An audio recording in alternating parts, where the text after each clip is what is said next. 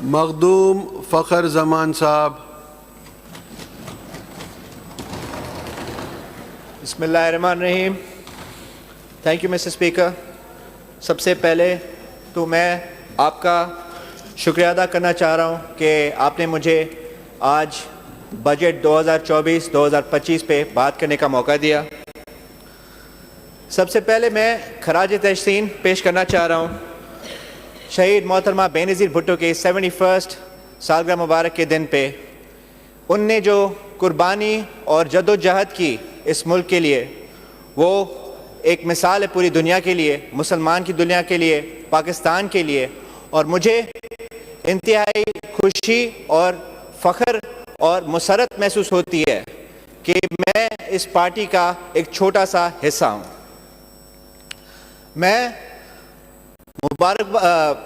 شکریہ ادا کرنا چاہوں گا پاکستان پیپلز پارٹی پارلیمنٹیرینز کے پریزیڈنٹ آف پاکستان جناب آصف علی زرداری صاحب کا، چیئرمین پاکستان پیپلز پارٹی بلاول بھٹو زرداری صاحب کا، اور میڈم فریال ٹالپور صاحبہ کا، جن نے مجھ پہ بھروسہ کیا، مجھ پہ اعتبار کیا اور مجھے یہ موقع دیا کہ میں اپنے حلقے کی، اپنے علاقے کی PS 57 مٹیاری کی نمائندگی کروں اور ان کی آواز اٹھاؤں اس آگسٹ ہاؤس میں.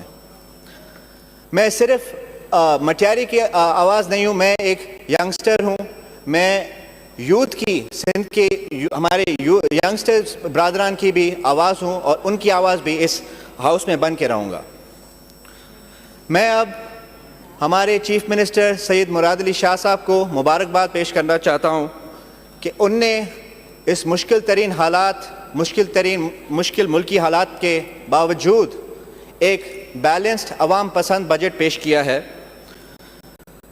میں اس بات کو کہنے پہ حق بجانب ہوں کہ due to inflation which has risen last year was 26% اور ہماری GDP گروتھ 2.38% پر پاز ہو گئی تھی.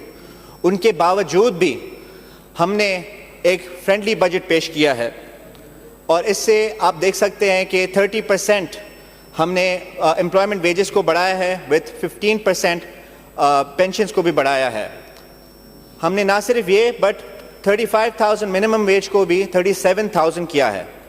تو دس از بیکاز دیٹ جو عوام پہ جو بوجھ پڑتا ہے مہنگائی کا، وہ حل کر سکیں.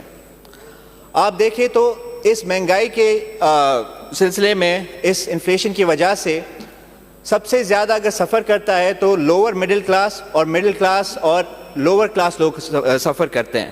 اسی وجہ سے سندھ حکومت نے بے نظیر ہاری کارڈ اور بے نظیر مزدور کارڈ اس بجٹ میں ایلوکیٹ کیا ہے. بے نظیر ہاری کارڈ ہمارے 7,88,000 ہاری برادران کو، ہمارے بھائیوں کو انشاءاللہ فراہم کیا جائے گا، جس کی 8 بلین رقم رکھی گئی ہے. اور بے نظیر مزدور کارڈ جن کی 5 بلین ایلوکیشن رکھی گئی ہے. ہم خواتینوں کے لیے بھی ہمیشہ آواز اٹھائی ہے. یہ واحد جماعت ہے پاکستان پیپلز پارٹی جس نے ہمیشہ سب سے زیادہ لیڈیز کی آواز اٹھائی ہے، اور ان کے لیے بھی لیڈیز ایگری ورکرز کے لیے 500 ملین ایلوکیٹ کیے گئے ہیں. اب میں اگر ہیلتھ ڈپارٹمنٹ کی بات کروں تو میں تمام شکر گزار ہوں چیف منسٹر صاحب کا اور ہماری honourable health minister doctor Azra Fazal Pechuho صاحبہ کا، جن نے اتنا مثالی ہیلتھ ڈپارٹمنٹ بنایا ہے. ہمارے فیڈرل ادارے اور دوسرے صوبوں کے ادارے بھی ہماری تعریف کرتے ہیں. ان نے جو 2020 میں جو ہمارے پاس کووڈ آیا تھا، ان میں جو سٹیپس لیے تھے، جیسے کہ rapid testing, vaccination disbursement and oxygen supply chain management, اگر یہ سٹیپس ہم ٹائملی نہ لیتے تو بہت جانی نقصان ہو سکتا تھا، خاص طور پہ کراچی اور دوسرے اربن ایریاز میں. تو میں ان کا شکر گزار ہوں. اور ابھی بھی 300 بلین ہم نے ہیلتھ میں رکھے، which is 32% more than the financial year 2023 and 2024. میں اگر مٹیاری کی بات کروں تو I am thankful to the minister and the chief minister and the government of Sindh that جو ہماری کنورژن ہو رہی ہے taluka headquarter hospital Matiari کی to district headquarter hospital Matiari. پر میں یہ گزارش بھی کروں گا کہ اگر اس کی ایسے نہیں منظور کی جائے district hospital headquarter hospital Matiari کی، تو یہ زیادہ بہتر طریقے سے فنکشن کی جائے گی. साईं हाणे अगरि आउं एजुकेशन डिपार्टमेंट ते ॻाल्हायां त अलहमदिल्ला सां 36% एक्सपेंडिचर हिन साल वधीक रखियो वियो आहे 2023-2024 जे फाइनेंशियल ईयर खां वधीक, which is 25% of the revenue of this year's total revenue of this expenditure. And this is a good vast amount, and I'm sure this is for the betterment of our future generations, because education is the base. I'm thankful, ऐं शुक्रिया अदा कंदुसि त जेका autism ऐं rehabilitation जी centre खोलियो वियो आहे मटियारी में हिन बजट लाइ एलोकेशन रखी वई आहे, पर आउं हिकिड़ी शइ मेंशन करणु चाहींदुसि त 2 स्कीम्स अहिड़ियूं आहिनि 2007-2008 जूं जेके अञा ताईं इम्प्लीमेंट कोन थियूं आहिनि 2024 प्योरेस। हिकिड़ी आहे जेका primary schools conversion to middle schools ऐं ॿियो आहे शेल्टर्ड स्कूल्स जी स्कीम्स। ऐं गुज़ारिश कंदुसि ऑनरेबल चीफ मिनिस्टर साहब खे ऐं ऑनरेबल एजुकेशन मिनिस्टर साहब खे त इन्हनि खे अगरि गौर वीचार कयो वञे, इन ते थोरो अगरि वर्किंग कई वञे, एलोकेट कयो वञे त असां तव्हांजी महिरबानी थींदी। ॿियो आउं रिक्वेस्ट कंदुसि त मखदूम तालब इल्म मौला medical college and teaching hospital उन जी बि चेयरमैन साहब पाण इफ़्तिदा कई क़िबला अमीन फ़हीम मखदूम अमीन फ़हीम जी वफ़ात खां 2 साल पोइ, ऐं उन ते बि अञा इम्प्लीमेंटेशन थी कान्हे। ऐं पब्लिक स्कूल भिटशा इन ते बि आउं चाहींदुसि त अगरि फंड्स रखिया वञनि, इहे असांजो 2 वॾियूं प्रोजेक्ट्स आहिनि असांजे एजुकेशन जे हवाले सां, त तव्हांजी महिरबानी थींदी, सिंध हुकूमत जी महिरबानी थींदी। हाणे अगरि आउं अची वञा लोकल गवर्नमेंट ते, त लोकल गवर्नमेंट ते तमामु घणो मूंखे नाज़ आहे जेका हींअर एलोकेशन रखी वई आहे बजट में, जेका ऑलमोस्ट डबल द अमाउंट आहे for local councils, for municipal committees, for municipal corporation. इन मां लोकल गवर्नमेंट, लोकल काउंसलर्स उन्हनि खे बहितर सम्झनि था, लोकल माण्हुनि खे इहे जड़ जा मसइला सम्झनि था, इहे लोकल लेवल ते डेवलपमेंट थींदी त माण्हुनि जी लोकल माण्हुनि जी वॾी सहूलियत थींदी। अगरि आउं पब्लिक हेल्थ जे अॻियां ॻाल्हि कयां त आउं सईद गनी साहब जो शुक्रगुज़ार आहियां त उन्हनि स्कीम नंबर 335 में 100 मिलियन रुपीज़ रखिया आहिनि मटियारी जी ड्रेनेज लाइ। पर आउं रिक्वेस्ट कंदुसि त अहिड़ा 2 ॿिया असांजे टाउन आहिनि, उडेरोलाल स्टेशन टाउन ऐं खैबर टाउन, ऐं इन्हनि ॿिन्हिनि में बि तमामु सख़्तु ज़रूरत आहे ड्रेनेज स्कीम्स जी। अगरि गुंजाइश आहे त इन्हनि ॿिन्हिनि लाइ बि, इन्हनि ॿिन्हिनि टाउन्स लाइ बि अगरि ड्रेनेज स्कीम का रखी वञे त वॾी सहूलियत थींदी असांखे। ऐं इहो बि मैंशन कंदो हलां जनाब स्पीकर त आर ओ प्लांट्स जेके असांजा आहिनि हींअर मौजूदु, उन्हनि जी फंक्शनैलिटीज़ बि कोन आहिनि, तो they are mismanaged for local reasons. I would request the government of Sindh to take an initiative and form a committee जंहिं ते ई गॾिजी सॼी पाण थोरो इन ते वर्किंग कयूं ऐं इन ते अगरि पाण खे थोरो बहितर करे सघूं उनखे रनिंग वाइज़।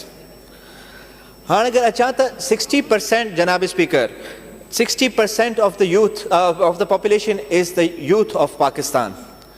इन जे करे youth is also gullible and it's also very easily convinced by bad culture. इन जे करे drug culture is on the rise. आउं बिल्कुलु अप्रिशिएट कंदुसि असांजे सीनियर मिनिस्टर जनाब शर्जील मेमन साहब के, असांजे होम मिनिस्टर ज़िया लंजार साहब के, जंहिं तमामु ड्रास्टिक प्रोग्रेसिव स्टेप्स खया आहिनि ड्रग इरेडिकेशन जे करे। पर असांखे स्पोर्टिंग ऐं सोशल फैसिलिटीज़, सोशल एक्टिविटीज़ ठाहिणियूं पवंदियूं पंहिंजे नौजवान अवाम लाइ, जेके उहो इंगेज करे सघनि ऐं उन्हनि लाइ इहे बुरी शयुनि खां परहेज़ करे सघनि। असांजो रिक्वेस्ट कंदुसि स्पोर्ट्स मिनिस्टर साहब खे बि त असांजो मटियारी स्पोर्ट्स कॉम्प्लेक्स जो अप्रूवल आयो हो 2013 खां पोइ, उनमें अञा का डेवलपमेंट कान थी आहे, त इहा बि ऑनगोइंग स्कीम्स में अगरि खणी सघजनि त असांजे अवाम लाइ, असांजे यूथ लाइ वॾी महिरबानी थींदी। चंदो हलां पीपल्स बस सर्विस अलहमदिल्ला सां ॾाढो सुठो इनिशिएटिव सिंध गवर्नमेंट जो। अगेन थैंक्स टू CM साहब and our senior minister Sharjeel Inam Memon साहब। बट आउं रिक्वेस्ट कंदुसि त इहा महदूद आहे कराची, हैदराबाद, मीरपुर ख़ास, सखर ऐं लाड़काना लाइ। ऐं गुज़ारिश कंदुसि त अगरि इन जी peoples bus service Hyderabad to Nawabshah via Matiari थी वञे त असां बि इन सहूलियत जो असां अवेल करे सघंदासीं।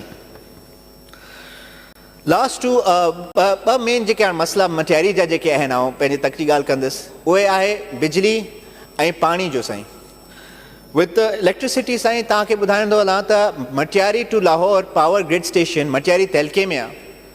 उनजो मूंखे लॻे थो कानून इहो चए थो त 40 किलोमीटर्स जे रेडियस में उन्हनि खे लाइट फराहम करणु घुरिजे। आई अंडरस्टैंड मुल्क ॾाढी मुश्किल हालात मां गुज़रे पियो, त घटि में घटि अगरि उन्हनि खे 100% लाइट नथी मिली सघे त घटि में घटि जेतिरी घटि लोड शेडिंग थिए हुते त चवंदुसि त सिंध हुकूमत अगरि वफ़ाक़ सां ॻाल्हाए सघे त वफ़ाक़ी मैटर अगरि सिंध हुकूमत वफ़ाक़ सां ॻाल्हाए सघे त असांजे माण्हुनि लाइ बहितरी थींदी।